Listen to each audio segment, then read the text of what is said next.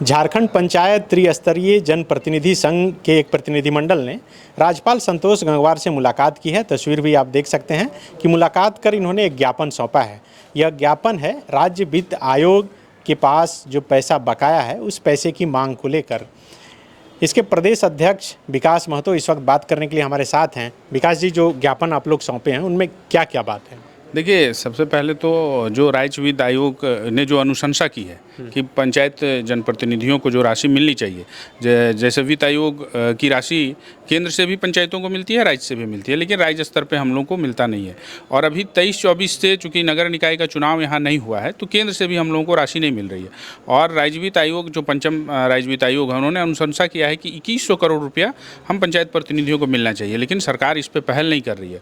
और महामहिम संविधान के रक्षा के लिए होते हैं और हम लोगों ने उनसे गुहार लगाई है कि हम लोगों को राज्य वित्त आयोग से राशि मिले। और जो 2001 पंचायती राज अधिनियम है उसके अनुसार हम लोग को 14 विभाग 29 विषय जो पंचायतों को हस्तांतरित किया गया था, लेकिन उसका भी कहीं अनुपालन नहीं हो रहा है। पदाधिकारी कहीं भी उसका अनुपालन नहीं कर रहे हैं। तो हम लोगों ने ये भी मांग की है कि जो पंचायती राज अधिनियम है, जिस प्रकार से लोकसभा में सांसद चुन के जाते हैं, विधानसभा में विधायक जाते हैं, उसी प्रकार हम लोग पंचायत प्रतिनिधि भी आए हैं। तो हम लोगों को इसका जो अधिकार है और जो हम लोग का ये जो भी हम लोग को राशि मिलना चाहिए, जो हम लोग का अधिकार है वो हम लोग को मिले।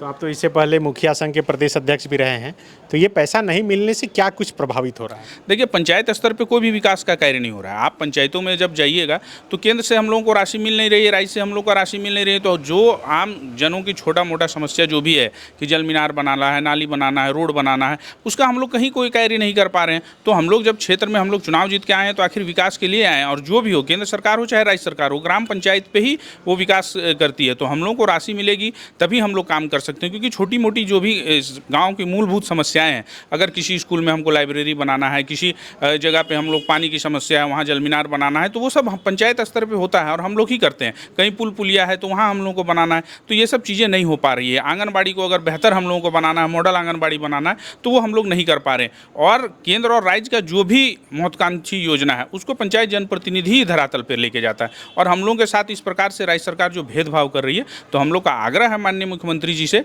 कि वो जल्द से जल्द जो हम लोगों के अधिकार में जो भी राशि है, राज्य वित्त आयोग ने जो अनुशंसा किया है वो राशि हम लोगों को उपलब्ध कराएं, ताकि हम लोग केंद्र सरकार और राज्य सरकार के साथ कदम से कदम मिला के चलें। अन्यथा हम लोग को फिर आंदोलन का राह फिर से चुनना पड़ेगा। पिछले दिनों यहाँ विधानसभा में एक बैठक भी हुई थी, पुराना विधानसभा में, जिसमें कि मुखिया और त्रिस्तरीय पंचायती व्यवस्था में जितने भी प्रतिनिधि हैं उन लोगों ने तय किया कि जो 15वीं वित्त आयोग का पैसा है वो नहीं दिया जाएगा तो 30 से आंदोलन भी करेंगे शायद। तो ये दोनों अलग है कि एक ही है? नहीं, दोनों एक ही हैं। हम ही लोगों ने बैठक किया था और हम लोगों ने महामहिम से, चूंकि आंदोलन से पूर्व जो भी हमारे मुख्य रूप से जो संविधान के रक्षा के पद पे बैठे हैं, चाहे महामहिम राज्यपाल महोदय हों, मुख्यमंत्री जी हों, ग्रामीण विकास पंचायती राज की मंत्री हों, सब लोगों को हमने ज्ञापन देने का जो उस दिन बैठक हुआ था उसमें निर्णय लिया था। इसी क्रम में महामहिम राज्यपाल जी से हम लोगों ने मुलाकात किया है। और जो अभी मानसून सत्र चलेगा उसमें हम लोगों का ये है कि अभी राज्य में भी सत्र है और केंद्र में भी सत्र चलेगा। तो हम लोग माननीय विधायक और माननीय सांसद को भी हम लोग लिखेंगे, जो 73वां संशोधन हुआ था जिसके तहत पंचायती राज व्यवस्था लागू की गई थी, तो उसका जो अधिकार है वो हम लोगों को मिले। और हम लोग सभी माननीयों को बोलेंगे कि ध्यान आकर्षण में ये डालें कि राज्य वित्त आयोग ने जो अनुशंसा किया है वो राशि हम लोगों को मिले, और जिससे पंचायतें और सशक्त हो सके, जनप्रतिनिधि और भी सशक्त हो सके। राज्यपाल कोई आश्वासन दे पाया है? देखिए, राज्यपाल जी ने कहा है कि हम इस पे राज्य सरकार को पत्राचार करेंगे कि अन्य राज्यों में अगर वो व्यवस्था है तो यहाँ फिर ये व्यवस्था क्यों नहीं है। और उन्होंने कहा है कि हम लोग आपके साथ हैं, आप लोगों को राज्य वित्त आयोग से राशि मिलनी चाहिए और इसके लेकर आप लोग माननीय मुख्यमंत्री, माननीय मंत्री जी से मिलिए। हम मेरे तक जो भी बात आएगा संज्ञान में लेकर हम उस पर कार्रवाई करेंगे। जहां 27 वर्षों के सफर में 17,000 से भी अधिक छात्रों ने डॉक्टर एवं इंजीनियर बनकर भरे सफलता की ऊंची उड़ान, जहां साधारण छात्र भी झारखंड टॉपर्स बनकर बना रहे इतिहास। दूरदर्शी शिक्षाविद श्री विपिन सिंह के मार्गदर्शन में मेडिकल एवं इंजीनियरिंग के लाखों छात्रों के लिए आशा की किरण के रूप में गोल, नेशंस लीडिंग इंस्टीट्यूट। सरकारी परीक्षा की तैयारी का सबसे भरोसेमंद नाम NIBM।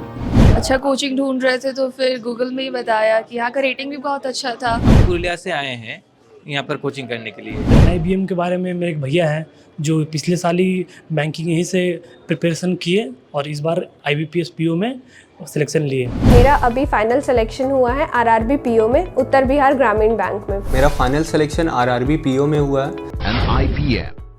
बायोम सिर्फ मेडिकल प्रिपरेशन का संस्थान। बायोम से लगातार दूसरी बार नीट यूजी में 700 मार्क्स पर। 10th पास स्टूडेंट्स के लिए फाउंडेशन कोर्स, 11th पास स्टूडेंट्स के लिए फ्रेशर कोर्स और 12th पास स्टूडेंट्स के लिए टारगेट कोर्स 17 अप्रैल से शुरू हो रहे हैं। कॉल 7360066190 और विजिट बायोम, circular road near women's college and Hinoo, Ranchi. thefollowup.in.